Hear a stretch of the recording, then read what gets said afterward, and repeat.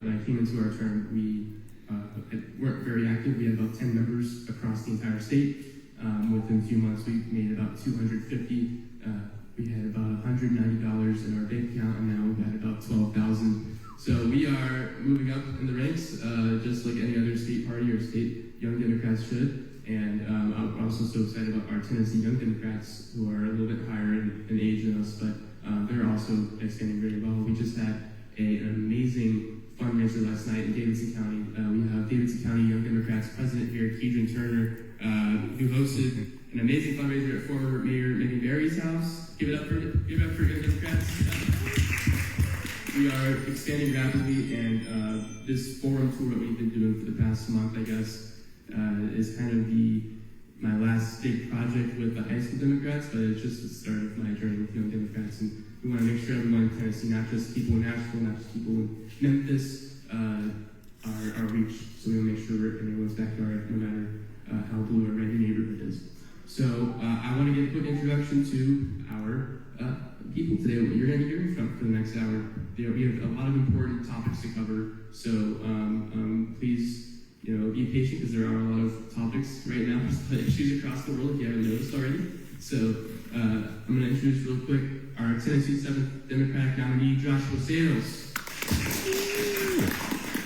And our moderator today will be Montgomery County Young Democrats President Tanaya Anderson.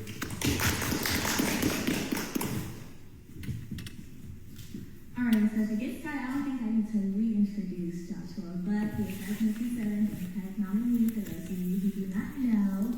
Before we get started, I do want to remind you all of a few rules. So first one, please remember to remain respectful to our speaker and the audience members.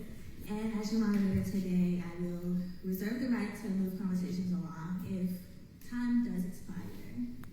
All right, first, how are you doing tonight, Joshua? I am doing great. Thank you for having me. Of course. So the first question, why are you running for Congress? I think the best way to sum up why I'm running is that I went into the Army after high school, used that to go to UT where I got my bachelor's in English, where I met my wife who has her master's in biochemistry. She does medical research for Vanderbilt. I'm a high school English teacher. By all means, solid, good jobs. On paper, we're considered upper middle income, even in the county we live. And yet somehow, every month, we're barely making ends meet. And if that's true for my wife and I, what does that mean for everyone else? And so I'm not seeing the people up at DC really care about that stuff, and so decided to throw my hat in. Yeah, I think that really resonates with a lot of us in the room who are younger. Like, the economy is scaring us all right now, for sure. So, tariffs have historically been used in the U.S. to protect domestic industries, generate revenue, and influence trade relationships. But they also raise costs for consumers and businesses, as Tennesseans have felt over the past year. As of 2025 and 2026, tariffs remain a key economic tool, but studies estimate recent U.S. tariffs have raised consumer prices by anywhere from $300 to $1,000 per household annually and increased costs for American manufacturers relying on imports. So the question is, do you support increasing, decreasing, or maintaining current tariff levels on imported goods? And to local candidates, would you support pressuring leaders for tariffs? So I think it's important for us to distinguish between targeted tariffs and blanket tariffs, right? Because when it comes to targeted tariffs, I'm fine with those. Those historically have helped our labor unions. So I definitely don't want to get rid of those because they can definitely help American workers. When we talk about the blanket tariffs that Trump has unconstitutionally put on the imports coming into America across the board, no matter what they are, yeah, that needs to go. That is Trump 100% just being Trump. And it's not helping Americans in any way, shape, or form. So that needs to be abolished. Targeted tariffs, yes. The blanket tariffs, no way. All right, next question is about healthcare. So healthcare costs remain one of the biggest concerns for Americans, with many struggling to afford insurance, prescriptions, and care. Tennessee remains as one of 10 states without Medicaid expansion. As of 2025, nearly 650,000 Tennesseans remain uninsured, and federal healthcare spending exceeds $4.5 trillion annually, the highest per capita in the world. In your elected office, what specific policy changes in the healthcare system would you vote for? Yeah, so I actually had this conversation with my father way back in 2016. And I think it's important to know, I grew up with a conservative father. But when I broke it down for him, at the time Bernie Sanders was running up against Hillary Clinton in the Democratic primary for president, and he proposed his Medicare for all. 2% tax, but then everyone had access to Medicare. And I broke it down for him, and I'll break it down for CD7 as well. The median income, household income in CD7 is approximately $80,000. 2% tax on that actually breaks down to about $140 a month. I'm willing to bet that's lower than almost any family is already paying for their health insurance. So to me, when we have this system that literally, even when the conservative Koch brothers funded a study on it, showed it would be cheaper for Americans, why aren't we doing it? It seems like common sense to me. So to answer the question explicitly, what I would vote for is a Medicare for all option.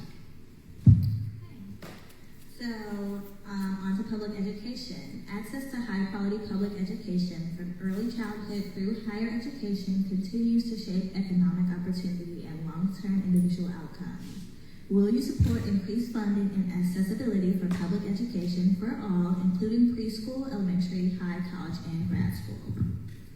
This one's easy for me. I'm a public high school teacher. I know firsthand that we need to raise how much money we are giving to our school systems. Horace Mann said back in the 18th century, education is the great equalizer of men. And I believe that, right? When we see everyone fully funded, it accesses all these options we never had before. Because, could you right now point out into the audience who is going to cure cancer?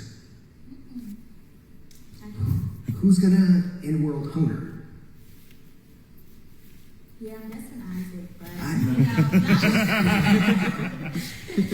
But so the point, right, is that we do not know what our children are capable of.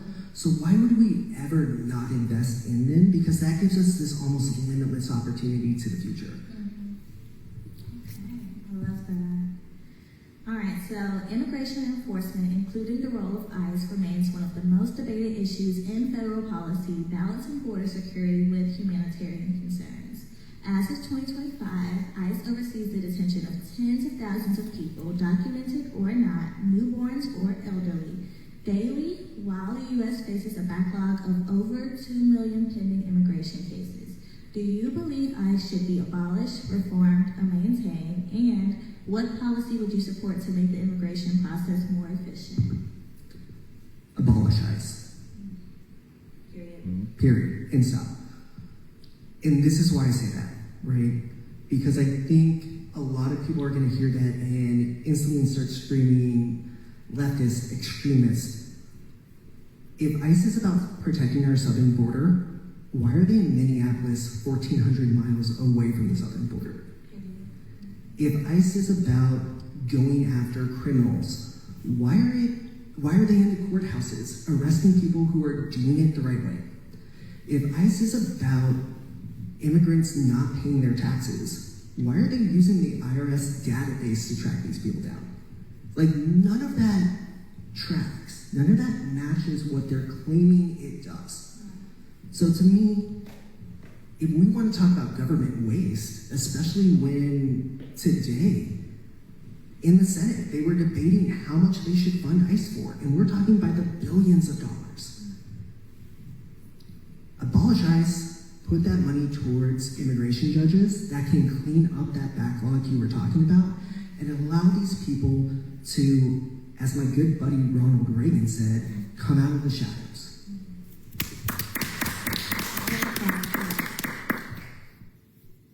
All right, the next question. As of 2025, Tennessee faces a housing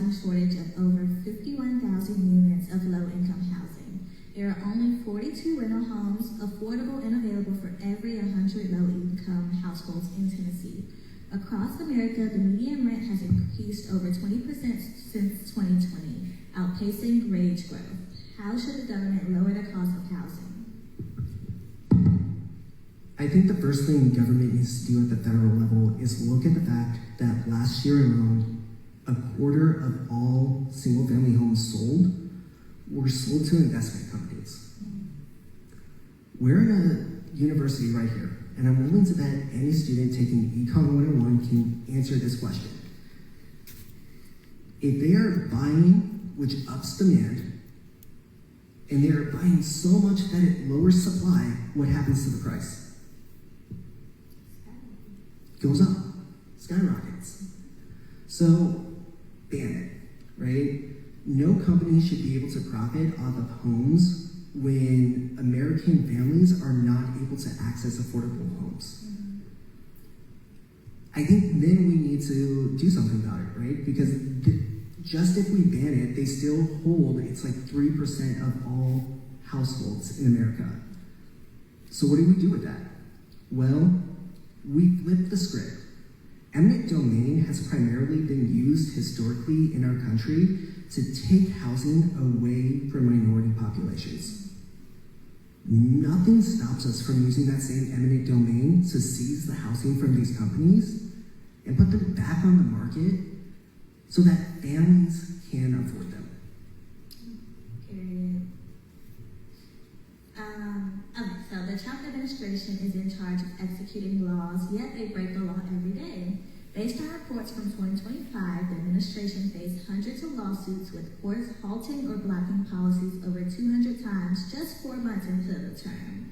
Legal experts and analysis noted an unprecedented rate of noncompliance with judicial rulings, with the administration accused of defying or resisting court orders in approximately 34% of analyzed cases as of July 2025. How will you pressure elected officials to uphold the rule of law?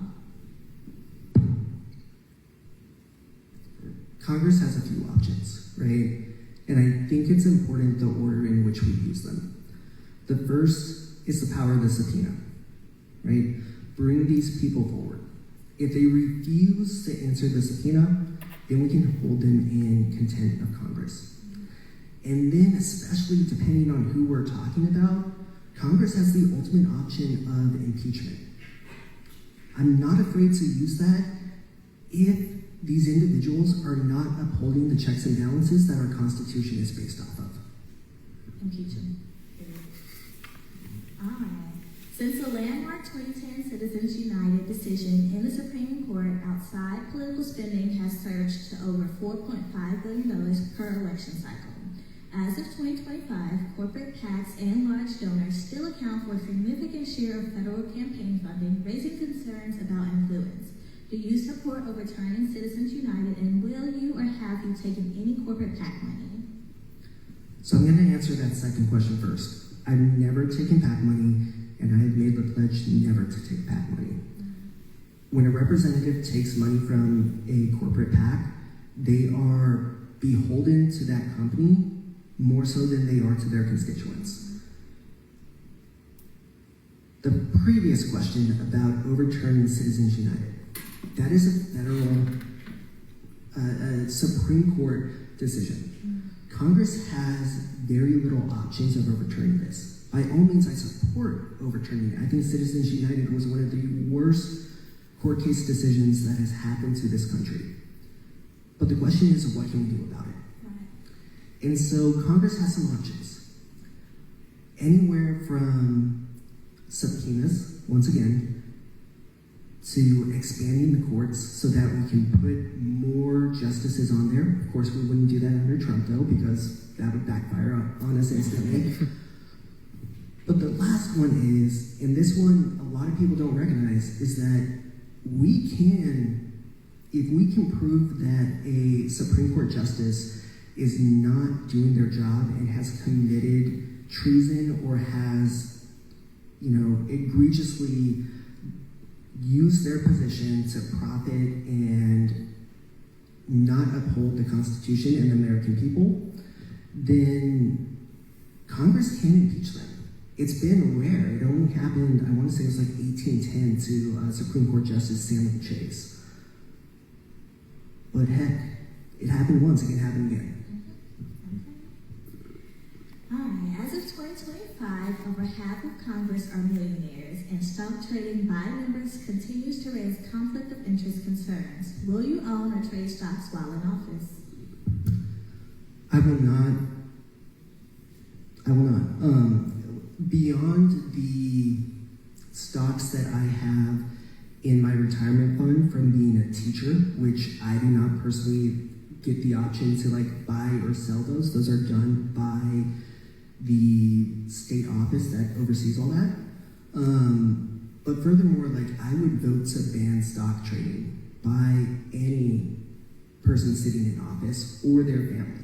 Because it's outrageous to me that these people are profiting in such ways. As a high school English teacher, I make $58,000 a year. If I get elected, I'm making $174,000.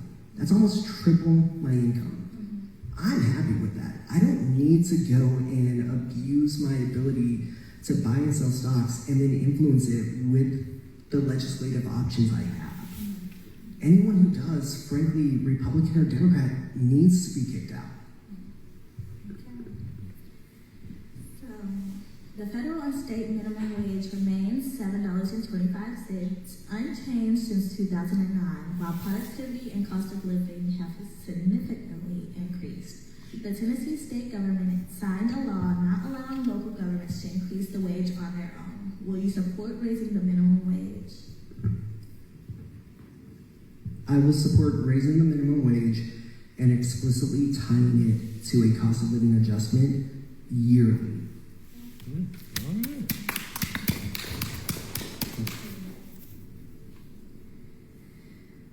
About 45% of 3 and 4-year-olds are not enrolled in early childhood education programs. Will you vote for a universal pre-K system? I said it before. Education has, and I hate to almost look at it this way, but like this return on investment that we don't see in anything else. When we send our kids to pre-K, they are statistically more likely to do better in high school, college, grad school. That pays off exponentially in not just an educated population, but the doctor shortage, right? The nurse shortage, all of these professions that we're having issues filling. This is a natural way to build up our worker population. You gotta invest in them while they're young. Alright, so as of 2025, Tennessee remains one of the few states that still taxes groceries, disproportionately impacting low-income families. Do you believe the state government should repeal the grocery tax?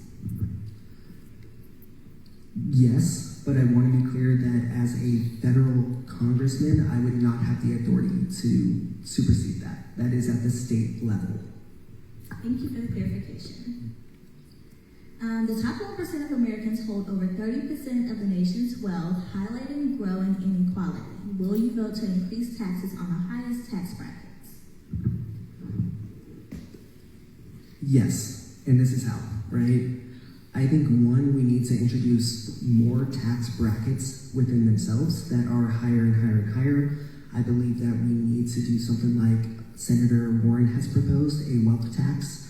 I think we need to match capital gains to income levels, and I think that we need to start closing every loophole that these people are using to get out of paying the taxes that they owe the American people. And I know we're like mid-conversation, but I want to thank you for not just saying this is what we should do, but following up with a plan. Because people say they're going to do one thing, how y'all going to do it? Tell them. Have no plan at all. All right, next question. About 88% of Tennesseans support universal background checks, yet they are not required for all firearm purchases. Will you vote to implement universal background checks on every firearm purchase? Absolutely. And I think, give me a second to like tell a story, right? I'm an Army veteran. I am a gun owner. My wife and I went to purchase firearms when we were living in Knoxville. We walked into the gun store, and I made it clear to the clerk behind the counter, we are buying 2 handguns. I want them to be identical so that when I train my wife how to use it, it doesn't matter which one she grabs. She's fluent with both. We get to the end, transaction time, and it's like $1,000. So I go, hey, I'm a veteran. Can I get a discount of any type? He goes, yeah, for veterans, we waive the background check. I go, okay, how much is that? $10. $10 on 1,000, thanks. Would you mind waiving it for my wife too? And this guy looks at me, we're in a legal gun store, and he says to me, we're just gonna put both under your name.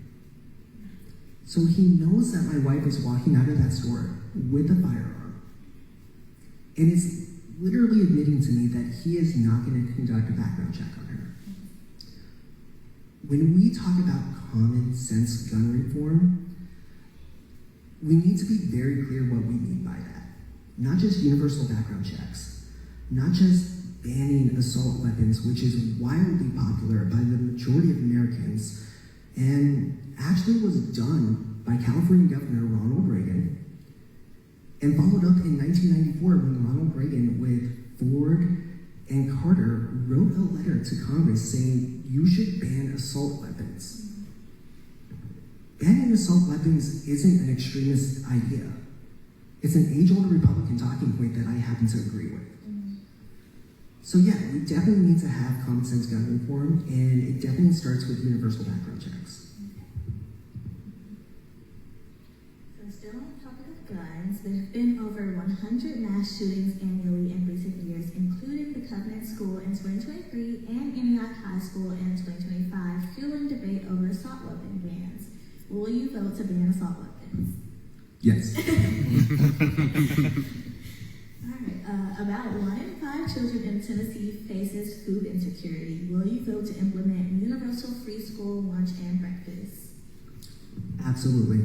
Again, I'm a high school English teacher. I literally go to Costco and probably spend $100 to $200 a month myself buying snacks for my students because I know firsthand if a kid is hungry, they're not going to learn. Over 20 states have legalized marijuana while it remains illegal federally. 63% of Tennesseans support legalizing cannabis. Will you vote to legalize marijuana? Are any of my students in the audience?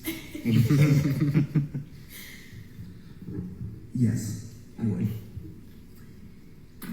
Abortion is illegal in Tennessee with a strict ban in effect from the moment of conception. The law prohibits abortion with limited exceptions only to prevent the death or serious irreversible harm to the pregnant person. There are no exceptions for rape or incest, and abortion providers can face felony charges. Will you vote to support reproductive rights for Tennesseans, and do you support any restrictions on abortion here? I would vote to give abortion access to all Americans. The only restriction that I believe in personally is viability, right? I think it's like 23, 24 weeks.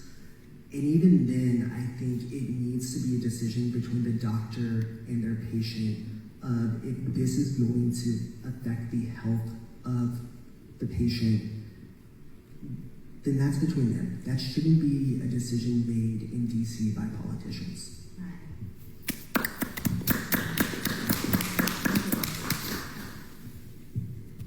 Multiple pieces of legislation in Tennessee recently passed that will require the Bible to be taught to all students in public schools and post the 10 Commandments inside classrooms.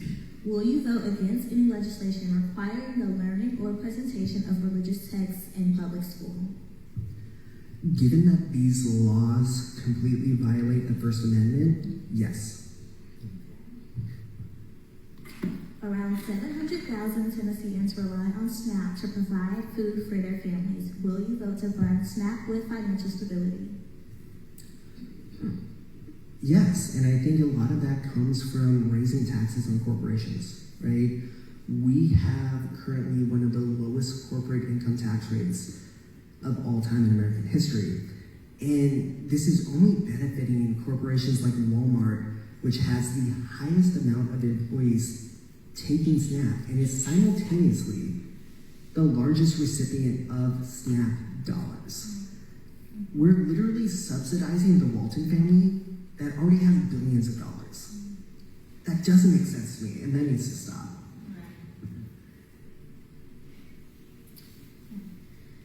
Several United Nations bodies have defined Israel's killing of more than 73,000 men, women, and children in the Gaza Strip as a genocide, breaking numerous parts of international law. While Israel's approval has dipped in the negatives nationwide, Congress still votes for billions of dollars in funding and military weapons sent to the Israeli government. A key reason for this neglect of public interest is the Israeli lobby commonly known as APAC, which is one of the 3 biggest spenders across America next to major lobbies like the NRA. Joshua, do you receive any donations from APAC or Israel-supported groups? Will you vote for more military arms to Israel, and will you vote for humanitarian aid in Gaza? I do not receive any funds from APAC or any Israeli-backed group. I think when Israel's own nonprofits have admitted that this is genocide, we need to take that seriously. I would not vote for any military aid for Israel, and I would definitely support humanitarian aid for Gaza as well as the West Bank. Recently, America and Israel have teamed up to put boots on the ground in Iran, engaging in warfare despite the fact that they do not have congressional authority to engage in war. Joshua, what do you believe America is engaging in a war for, and do you support the new war? So they started by telling us that this had to do with getting Iran to not have nuclear weapons, right? But I seem to remember back in July when the White House literally put out a press release saying that they obliterated Iran's nuclear program. So which is true, right? We got questions. Not only that, the day before Trump and Netanyahu bombed Iran, the Amani mediators in the negotiations between America and Iran came out and said Iran has agreed to not stockpile uranium. So it doesn't have to do with nuclear weapons, right? When Trump says that it has to do with regime change, well, all he's accomplished is putting in the Supreme Leader's son, who by all accounts is more extreme than the last leader. So it's not about regime change. And when he talks about this is for the Iranian people who want a regime change, I don't think you can say that and then simultaneously threaten genocide on them at the same time.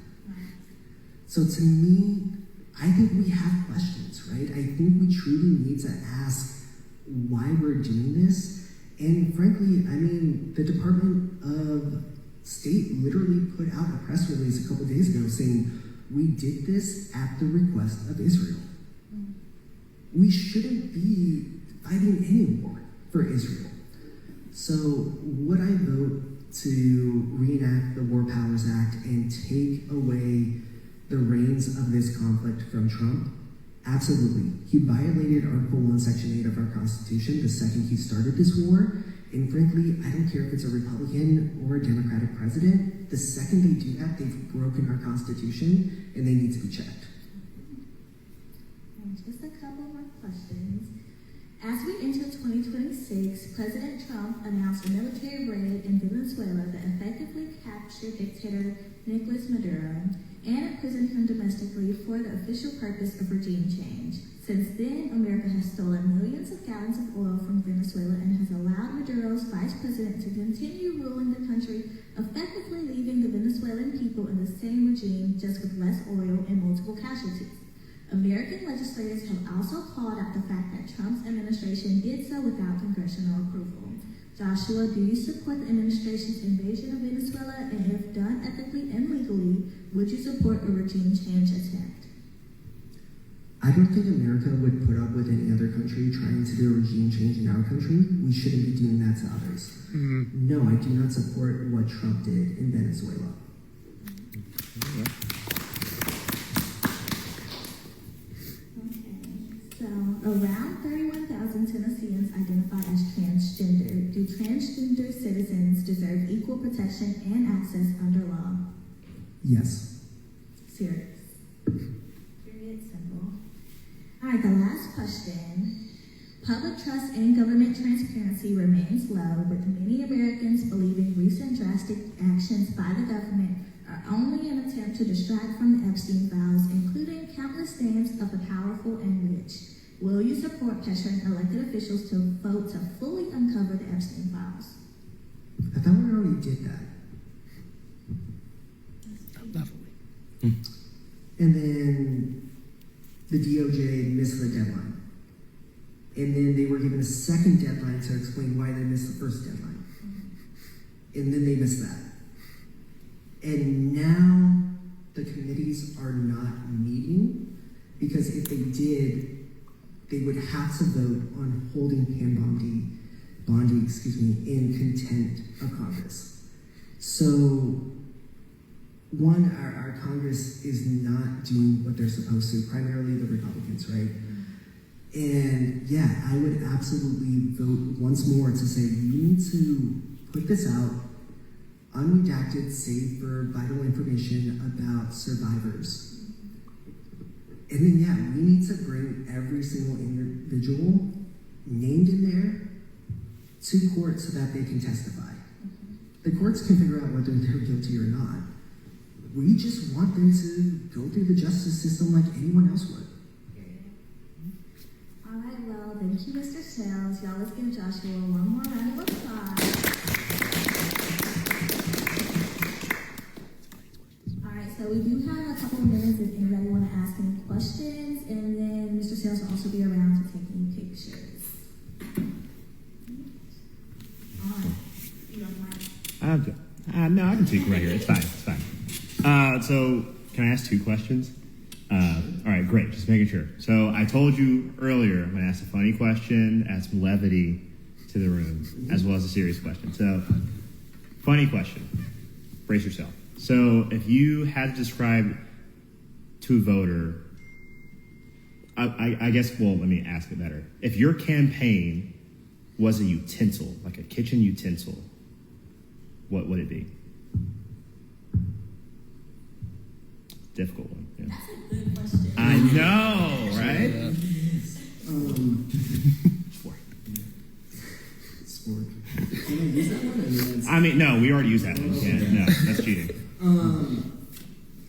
I do a majority of the cooking at my house, and I think the thing that I use nonstop is our griddle. That thing is a workhorse, so that's what I'm Okay. I like it. And then my next question is kind of related to, I guess, what we learned last year, because as everybody know, CD7 was in a special election last year. So voters now have to get back out and decide again who they want to represent them in Congress for CD7. And I think the lesson that we learned, especially, being here at Austin Peay, is that Clarksville is the key to winning this seat, right? The early voting numbers, it was blue, right? And then, it switched as we got to the election day voting, right? So as a candidate running in a district that went through an election last year, what is the key thing that you can talk about within Montgomery County that could bring turnout as well as get people to the polls and flip Montgomery? Yeah, I think, and I say this as a veteran myself, right? Because a lot of us younger veterans who went through the Iraq War and the Afghanistan War are very hesitant about this war with Iran. And so I think especially when it's like 1 out of 5 residents of Montgomery County are veterans. And so it's like, I think that is key, right? A vote for Matt Van Epps is going to be a vote for war. A vote for me will not. So for these veterans who don't want to see other young men and women go through the things that they had to go through, I think that's going to bring out a lot of voters. Appreciate it. Thank you. So there's this thing that Republicans seem to be held on, it's called Project 2025. For those of you who don't know what it is. It's a project to recreate the country like it was back in 1890. And for those of you who don't know what the country was like back in 1890, unless you were the equivalent of the billionaire class, you were all exploited. There was rampant air pollution. There was rampant, exploitation of people, like I said. There was rampant, farms were going under all over the country because you had issues going on out in Kansas, and they were threatening to create one of the political parties. And meanwhile, billionaires were immune to that. And then on top of that, they want to throw a Christian autocratic republic on top of that. So we need to get back and recreate the New Deal, which was probably the biggest thing that transferred wealth from the billionaires to the middle class and lower. The only problem with the New Deal is it left out certain segments of the population, but if they recreate this, it needs to include everyone. And that's where the federal government should be getting back to. Also, back in the 40s, primarily in the 50s, 60s, and 70s, you had tax rates, tax brackets, not your taxable, your income was taxed. You had tax brackets up to 90%. Yeah, I think it was 91% under Eisenhower. And as a person in the lower brackets, no matter what the tax brackets were, I never paid anything more than I ever paid. So if the tax brackets have 90% rates, it doesn't impact you at the lower tax brackets at all. You're not going to pay any more tax than you do now at those rates. Perhaps when we get like up around maybe 300 or 400,000, you might pay some more. But those are the marginal tax rates. That's how they work. For each additional dollar in the next marginal tax rate, you pay more money. That's what come out. And candidate Harris had it correct when she said you won't pay any more tax than you do now if you're making less than 400,000, because you won't. And I think when we talk taxes, it's important for us to demonstrate this knowledge, right? Because I said earlier, I believe in the top marginal tax bracket right now is 37%.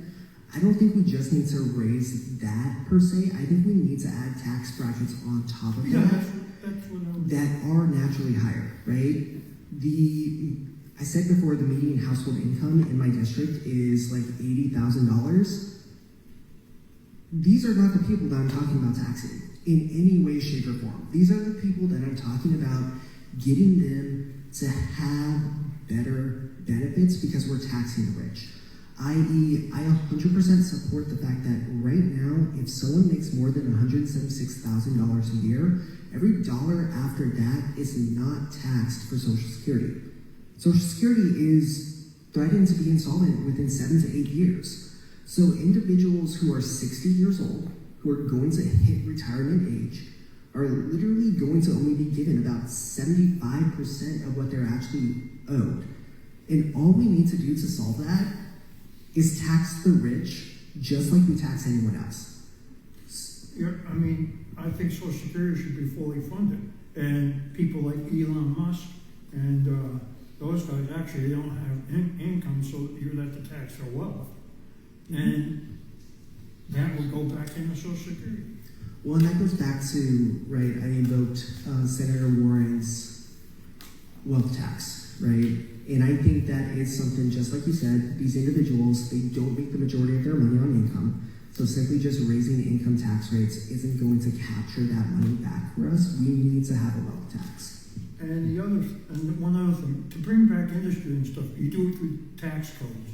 You don't do it through tariffs. The reason industry's been fleeing ever since the 80s is because of tax codes. They actually encourage offshoring of industry. I think for a long time we've had an economic system in which we have rewarded companies for going overseas and exploiting labor in other countries. every worker, whether they are an American or from any other country, deserves rights, period. I have a two-part question too. To get back to the PAC money and things like that, what would you say to Democrats who do condemn PAC money but still take it? Get out. You're literally you're saying they're saying they're not going to take it, and then they do. So if you cannot hold up that promise to your constituents, how can we trust you to hold up any other? And then also, what would you say to people who say you can't win without the PAC money, or you can't affect anything without the PAC money? Watch me. Okay. I have two questions as well, one of which is a silly question, one of which is serious. The first question, which is a silly one, is do you think gumbo is a chili? Do I think gumbo is a chili? Yeah. Who is saying that? That's crazy. Okay, so go ahead. Sorry. Yeah, Be judgmental. these are two completely different types of cuisine, my friend. Gumbo is not chili. Okay. Second question is, you get elected, you have the opportunity to pass like a single bill of your own design. What is that bill? Is it a pet peeve bill? Like what, if you could pass any one thing, what would it be? So I'm working on this bill that I kind of hinted at earlier, and I'm talking with some of my professors back at UT about this to like really work the numbers on it. Not just do we need to start taxing people making more than $176,000, every dollar over that needs to be taxed for Social Security, but there's actually room in the numbers there for us to figure out, like, hey, your first 20,000, your first 30,000, your first 40,000. Again, we're like crunching the numbers, but like the idea is that like your first $30,000 of income doesn't get taxed on Social Security, and this literally translates to hundreds of dollars returning instantly into every worker's paycheck.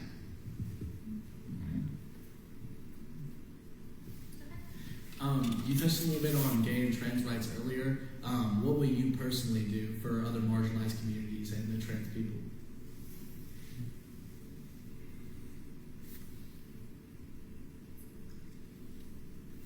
I think that, one, I want to just straight out say, like, I will always vote in ways that I believe is going to protect every American, no matter their race, no matter their gender identity, their sexuality, their age, anything. Every American deserves to be seen and valued. As to like what specifically I would pass, I think one, like, Democrats have dangled in front of women voters for decades, and look where it got us, codifying Roe v. Wade. We need to do that, right? I think in a similar way, like, we need to codify the ability for two consenting adults, no matter their gender, to get married, right? Because that's being threatened at multiple state levels. I think we need a lot of these things codified. Not just Democrats writing on like, yeah, we could do this, but actually doing it. Because just like we saw with Roe v. Wade, when that's dangled in front of voters again and again and again just to get them to vote, it backfires.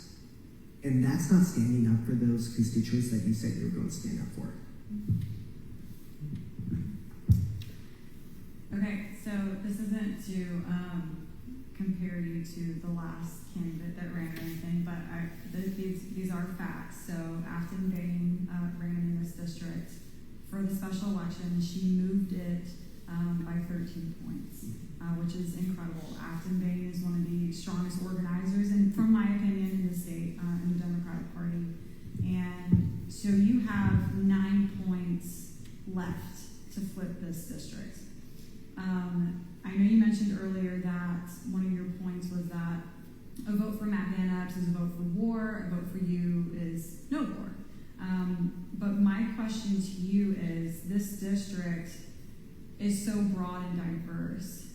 What is your actual plan? Because a vote for war and a vote for no war isn't going to get people to the polls. People feel ignored. People feel hopeless. People feel like their vote doesn't matter anymore. So what is your actual plan to get to those communities that feel ignored, that are underserved, that are disenfranchised, that have been left behind for years? What is your actual plan for those communities, for those voters? Because just saying a vote for war for him isn't going to get them to the polls.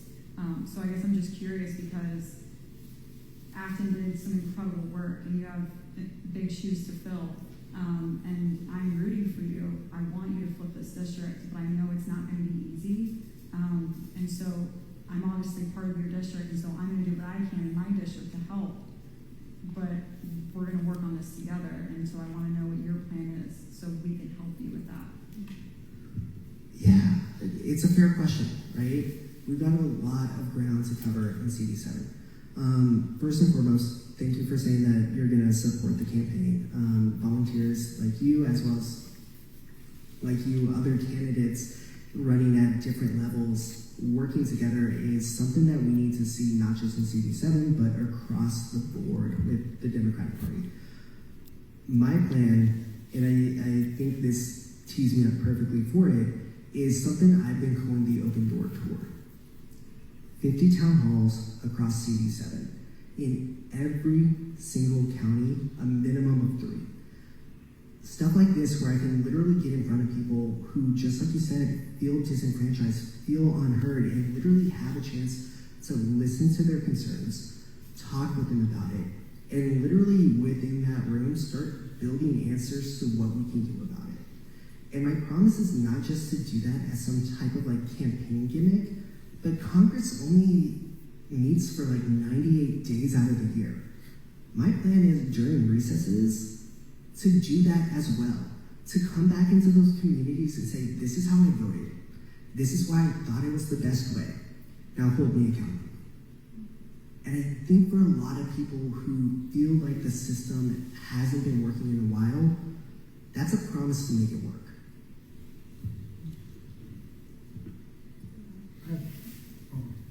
I have one more question. Do you think, I believe we're underrepresented at the federal level. Here's why. When the Constitution was originally written, there was a clause in the Constitution that representation shall not exceed 1 for every 30,000 citizens. And then they specified how many representatives would be applied to each state. Then, they increased so much until it got to 435. Mm-hmm. And in 1929, it was capped at 435.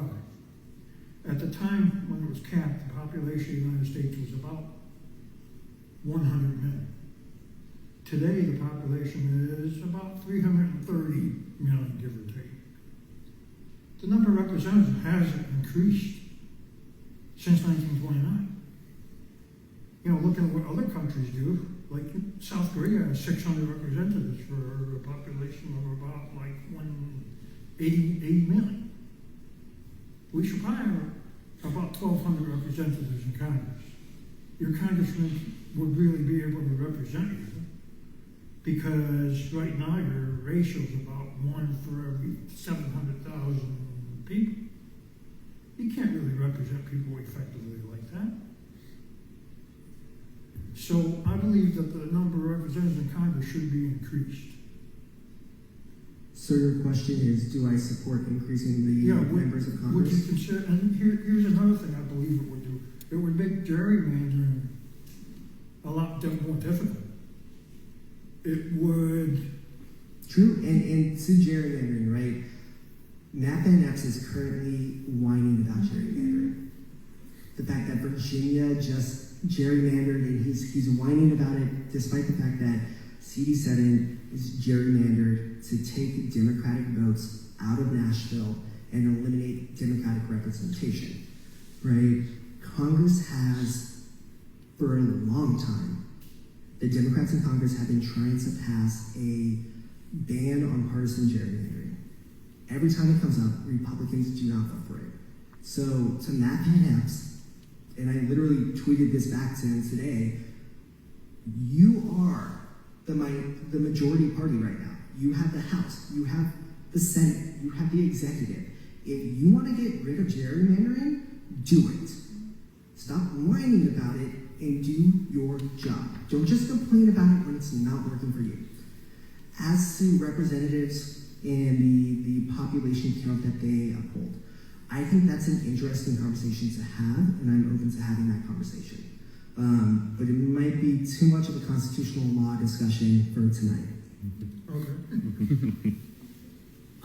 This is gonna sound a little selfish, but like as a college student, like what can and will you do for me? Like I feel like all college students, we struggle with affordability, being able to eat. We're freshly 18, and we have no idea how to live on our own, and we have to think about student debt and things like that. So what can and will you do for us as college students? Yeah, I mean, I think I heard some people outside earlier, like, literally joking about, like, how many McDonald's points do they have? Do they have enough to buy dinner tonight? Like, and that shouldn't be a conversation anyone's having, not even a college kid, right? One, I would love to put a federal cap on tuition hikes. I would love to see the federal government even come and talk to public schools and say, hey, you're going to do two things immediately if you want to continue to receive funds from us. You are going to freeze your tuition so that it does not increase, and then you are going to do an audit. Because the fact that tuition rates have gone up at a rate higher than inflation tells us that something's like not adding up there, especially when for a lot of professors, they can tell you they're not being paid enough to be millionaires. They're barely making it by as well. So to me, that's kind of my answer, right?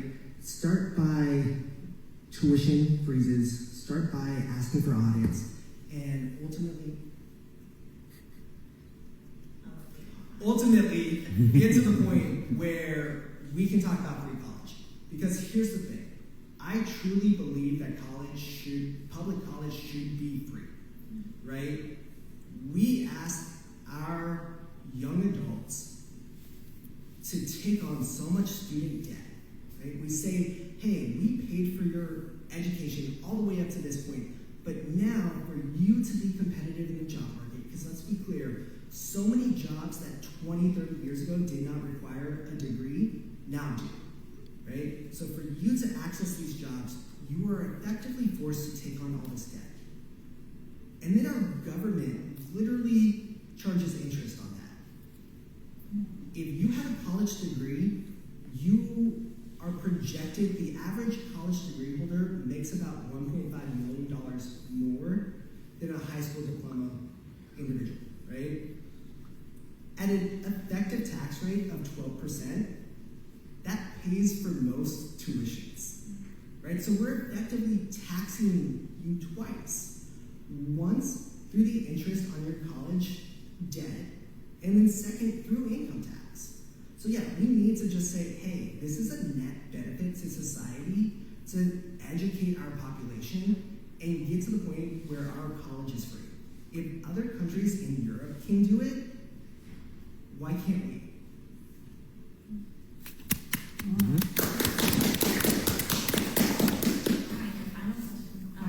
Batteries have that. That's fine. And this is probably going to be the most important question of your political career, so I want you to think really long and hard about it, okay? What is your favorite Taylor Swift album? I knew it was Taylor Swift. I follow her on Instagram and know. You better be careful on how you answer this question. I think Taylor Swift did a masterful folk album when she did folklore. Okay, all right, thank you. That's good. Yep. That answer. Approved. All right. I was waiting for you to say something like super like pop culture, like just going straight. It's like, oh yeah, like 1989, like one of the like super popular ones. But I like that. Okay. What